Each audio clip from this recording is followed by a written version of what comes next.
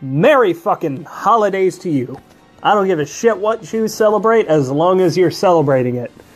I just realized that Christmas is right around the corner, and with that comes a very long weekend that I surprisingly actually forgot about, which is why this video is long as fuck.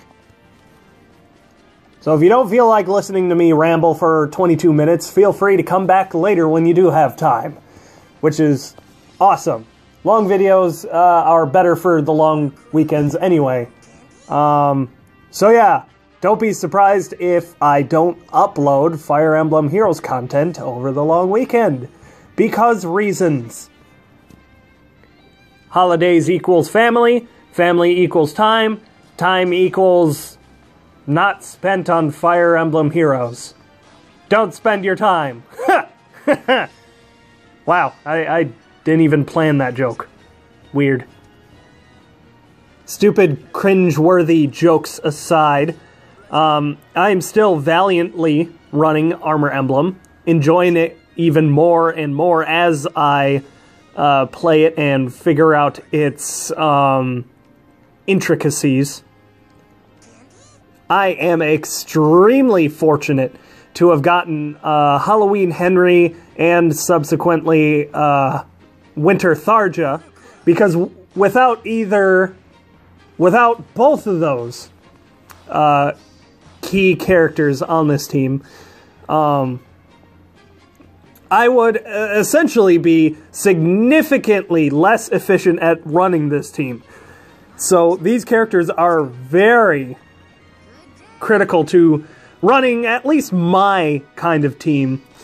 I did use the generally, I guess, free-to-play armor units back in the day, just because they kind of fell into my lap and it just happened, you know, that way. Because there's Sheena with Fortify Armor, and I actually picked her up as a 5-star. I didn't actually consider her a pity breaker at the time. She was a pretty good unit at the beginning of the game. And I ended up upgrading a Gwendolyn because she was, like, really strong also at the time. So I already had Sheena and Gwendolyn going for me. So then there's the Draug. And then... what was the other unit I had? I had Draug. Never had a Hector.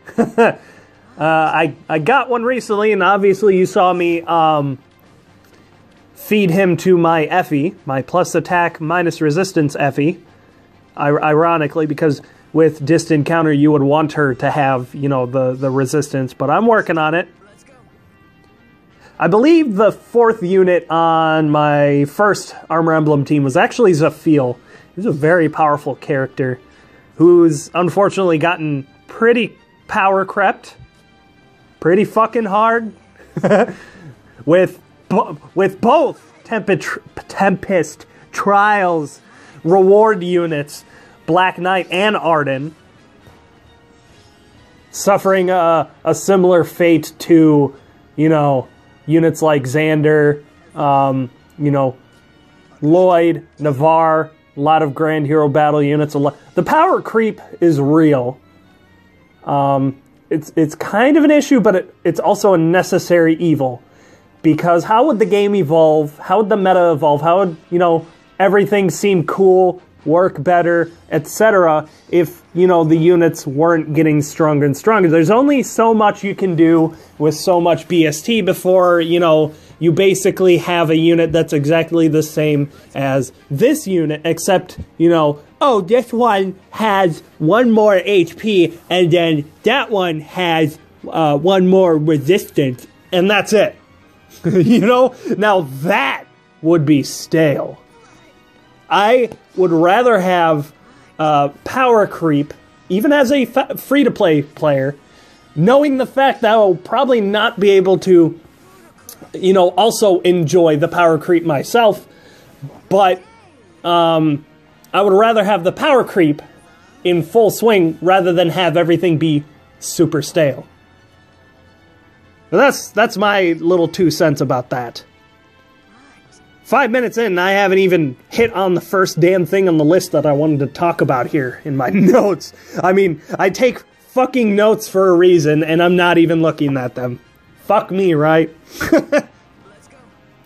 Okay, so in the last video, I talked about giving Tharja Aether, which I still definitely do want to at least attempt and experiment with, because it seems like a good idea considering the cooldown reductions she would enjoy from Vengeful Fighter, which is why I think it could work. And look at all that fucking nothing that Brave Lynn just did to Effie.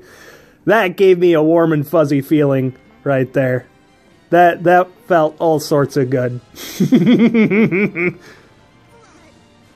And I forgot to mention about Aether in the last video for Tharja, is that I can also understand that she could easily lose value on the Aether due to the fact that Glacis and Iceberg is reliable, consistent nuking damage. Aether takes it a step further and opens up the possibility of extending her longevity in healing herself and dealing damage. She won't be able to nuke anywhere close to where she could with like a Glacis proc, but a lot of the time against critical units, a solid Luna can still get the job done, and as long as she deals enough damage to keep herself above 50% HP, I think it would be worth it. You could quicken Pulse Tharja in order to guarantee a proc in her first combat of the game. Well, guarantee it as long as she's getting doubled. She's almost 99% guaranteed to get doubled.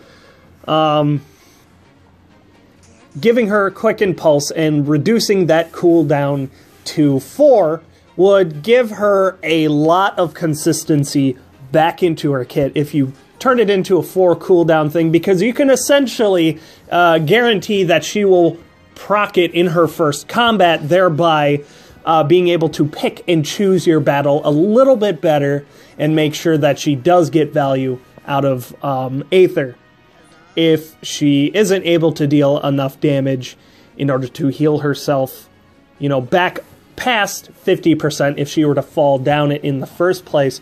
If she wasn't able to do that, I can definitely see she would lose a lot of value from having Aether over Glacis. So there's definitely a lot of experimentation to be had, but I think I'm willing to go that big step forward and try it out. Before I do that, however, I want to give Berkut's Lance to Effie. Yep, you heard that right. I'm going to get 20,000 feathers, and I'm going to go ahead. I'm going to upgrade Berkut to 5-star and immediately feed him to Effie. I am going all in on Effie here. Just completely all in. I'm going to give her that Berkut's Lance, and as soon as the season ends for Arena, I should have enough refining stones to refine it and put most likely a resistance refinement on the Berkut's Lance. So what, that'll turn it into +7 vanilla, and then what, the refinement gives it an additional +3 for a grand total of 10. I mean, I'm already putting on distant defense on her, so that'd be an additional +16 to resistance. That's gotta be some sort of value. I can't even consider the possibility that it would be wasted. Well, I mean, I could, you know, I've got a small modicum in the back of my mind that it could possibly be wasted. But I really hope not. You know. Let's see. Henry damn near got him to perfection. I'm not sure what better I could do with Henry. I think Henry is neutral, I believe. I'm not sure if I can do any better than Fury and Desperation combo. He's got Grown Blade and very consistently gets double buffed. That is some serious power. That is like bigger nuking power than I've seen on like Cecilia, Ursula, any other Blade Tome unit. Oh man. Those are just some beautiful nukes. I showed in that last video 91 times 2, and on top of that he's got Glimmer, and if Glimmer would have procced, that would have been an additional 45. 136 damage in a single blow. Woohoo! Oh man. Oh, I almost forgot. Tharja, I want to give her the Owl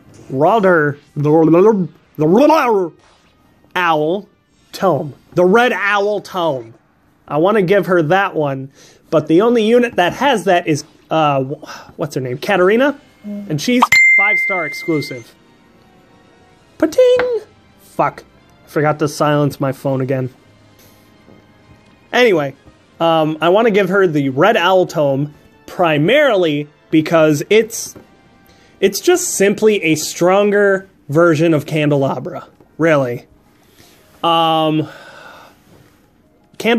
has, what, 12 might, right?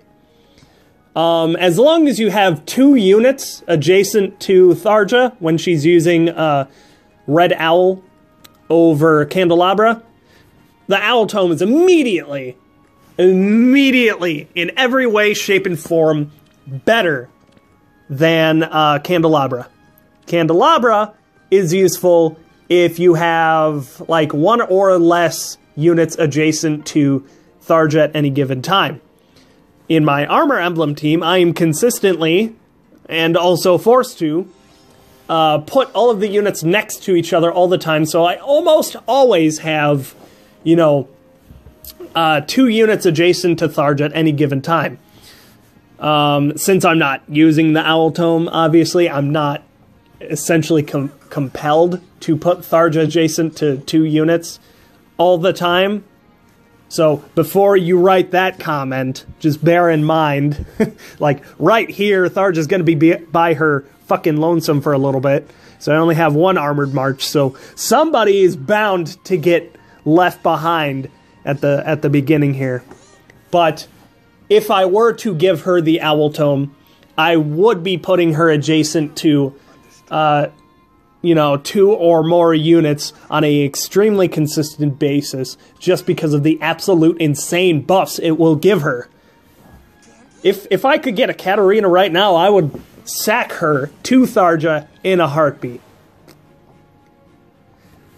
So, that's it for those rest of the units, and the final one I want to talk about before the fucking video ends, because I'm talking a lot longer than I actually expected, which is probably a good thing, because that lets me save topics for a future video, which I guess is a good thing.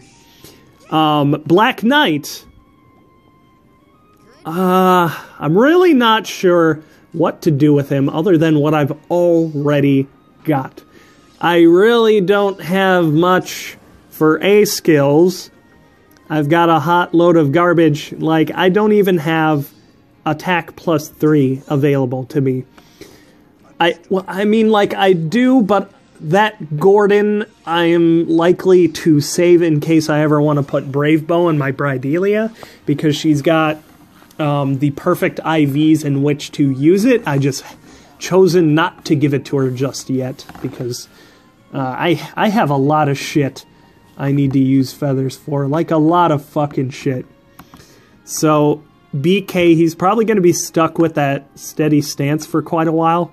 I don't have Fury. I don't have Life and Death. I don't have Death Blow. I've got, like, Darting Blow. That's about it. So Black Knight's probably going to be stuck with steady stance for quite a while. He does have Vantage, and I've given him Quick Riposte 2. Now the question is, which one is better? Vantage 3 or Quick Riposte 2? I did give him Quick Riposte 2 against my better judgment because that was the last Tsubaki I had remaining. And I used it for a little bit, and then I realized that I have 2 units that are essentially enemy phase, and Henry, which is player phase oriented with a lot of enemy phase utility. A lot of it. Let's not get that wrong. So he's basically mixed. He's got a lot of everything. He can do pretty much anything I need him to. He could even tank a physical hit if I want him to. Like, Halloween Henry is fucking fantastic. But we're not talking about that bastard. We're talking about Black Knight. And I realized that potentially I need to have Black Knight a little bit more defensive. Maybe have some utility. I did use Quick Riposte 2 for a while, but I felt like that when Effie is low on HP, a lot of the armor emblem units I run become crippled when they fall below the 50% HP threshold. Effie, loses Wary Fighter. She becomes very vulnerable. Tharja loses Vengeful Fighter. She, too, becomes very vulnerable when they drop below 50%. But Black Knight, however, when you give him Vantage, when he drops below 75, I believe he becomes an even worse threat than he was in the first place. Primarily because of Black Luna. Also, side note, before this gameplay blinks out of existence, I just wanted to mention that it was extremely easy. This was my first attempt.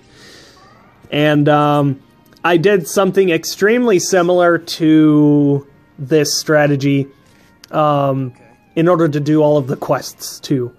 And surprisingly, I was really able to do it easily.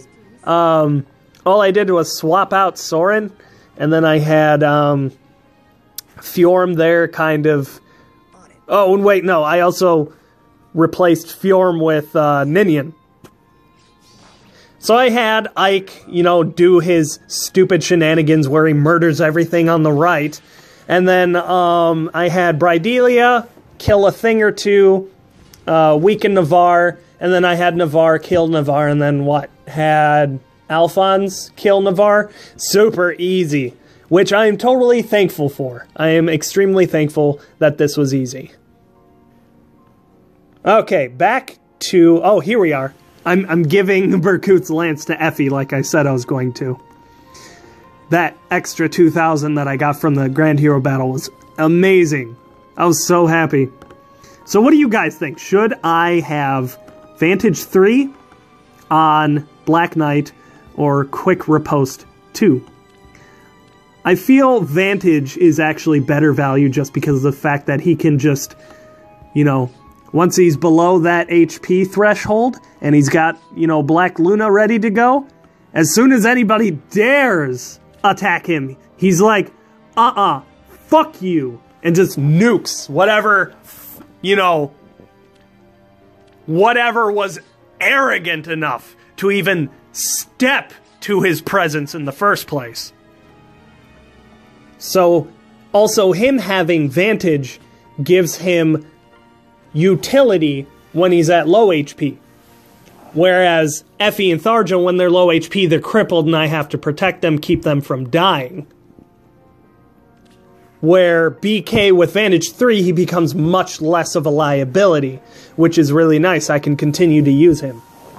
When I was trying to do those arena 1v1s, I realized, I think, Germinator told me in the comments that I need to play on beginner difficulty, otherwise it's just going to throw me against a normal team. I have to pick beginner difficulty if I want a true 1v1.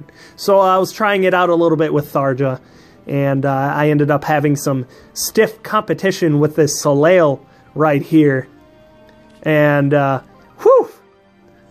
Good thing I recognized the threat right off the bat. The Fire Sweep Sword was gonna give Tharja a run for her fucking money, because that destroyed pretty much all of her utility. Fucking destroyed it all.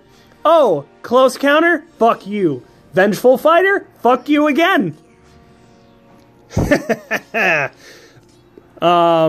Anyway, I actually didn't feel like making this video, but I decided I did kind of want to, but I was also just very lazy, so I just kind of put my nose to the grindstone and did it anyway.